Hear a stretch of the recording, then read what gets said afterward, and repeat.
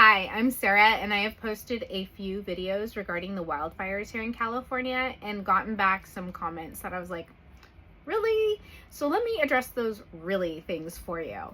I've been a licensed insurance agent in the state of California since 2007. I stopped selling in the state of California in 2023 when it became untenable to sell people policies that I would no longer want to sell to my family or friends or myself. And that is how I have conducted myself in the insurance industry since I started. If it was not something that I felt comfortable with for myself, my friends, or family, I was not comfortable with selling it to somebody.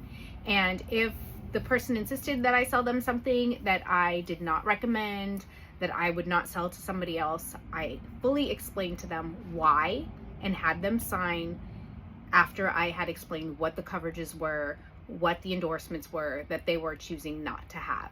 And I think that people who have been in the industry for a long time understand the value of a person who has that type of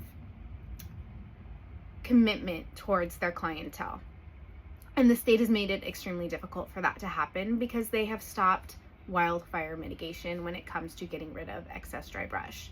Southern California is a Mediterranean climate, which means it's wet in the winter and hot and dry in the summer. And people want to scream global warming.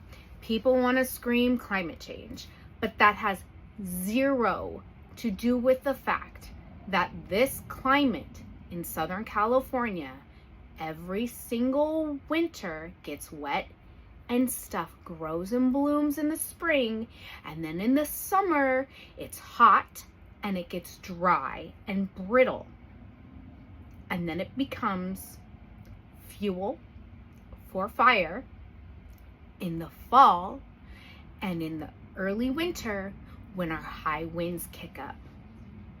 And then we have massive wildfires. This is a problem because people are blaming silly things that don't actually pertain to the root cause. And the root cause is the dry brush that has not been removed for decades. Decades worth of dry brush. Do you guys know how much water the state of California lets just come off the mountains and go straight out into the Pacific Ocean? Water that we could be using to fight fires. Water that we could be using for all of these communities that we are having to put in because we do have a housing crisis. Water that we could be using towards agriculture because our farmers here in the state are suffering without enough water. Why do we have dry reservoirs? Why are we blowing up dams? Why are we not trying to have water available on hand when we know that every year we are having wildfires due to this dry brush being all over the state? It makes no sense. There are ways for us to mitigate this dry brush. We can do controlled burns. I know environmentalists don't like it, but that's one way. We can get in there and we can remove the dry brush by hand. Physically remove it. With equipment, we can remove it. Make it a part of a routine that we do every single year before the start of fire season. But we don't do these things. We could also put some type of an irrigation system, a way to water the land, so that during the summer months, these plants, these brush and weed areas that do burn are wet, so the plants don't become dry and brittle and become fire hazards. If we were afraid of killing rabbits and wildlife and bugs that might become extinct and plants that might become extinct, like, we can do things to make this happen. We do not have to let the state of California essentially be a tinderbox every single year. And that is what is happening. So yes, arsonists can start a fire, but the fuel is here. It is very easy. It's very easy. And the more fuel that is on the ground, the more likely a fire will become a wildfire and spread and grow. and grow and grow and blow through the air with the embers to another location that is dry and ignite that area. This is what people are failing to realize. Fire can move rapidly, especially up a hill, a canyon, or a mountain. And guess what we have all of here in Southern California? Mountains, hills, canyons. So why are we not addressing these issues? They keep trying to pass the buck and say, it's not our responsibility. That's the responsibility of the federal government. That's not true. California used to take care of this. All of a sudden, California is not taking care of it. And I personally feel that it is the governor who is responsible because he's such an extreme environmentalist.